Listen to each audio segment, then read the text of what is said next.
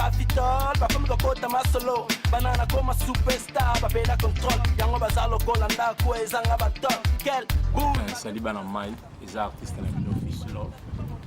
on a opé la rami mine événement les 21 juillet ça m'a fait mais ça nango musikate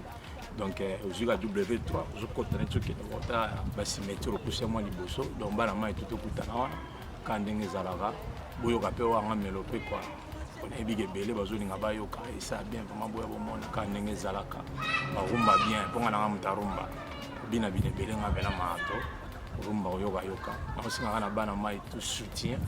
et ça m'a sonné ça Congo ya na mote wa bakane ide ya bina ya ka bana mai na staff na ga ndenge zalaka zo Versailles ya madoche gabana bo maréchal Yolo Nick Masumka ba mitonzo nda surtout salon na biso ba Fabrice Tenge ba Vantos donc ndenge ala ba José Maloba on a bike egoyinda mabe donc belé pena lo ba tembanga passe na bike bo mone lo ka bien c'est pas vraiment c'est bon donc yango yo quoi déjà le 21 juillet na mai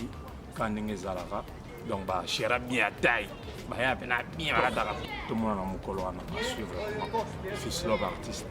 merci mandenge zalaka Bolina découragé, mais non progressé. Bon, jamais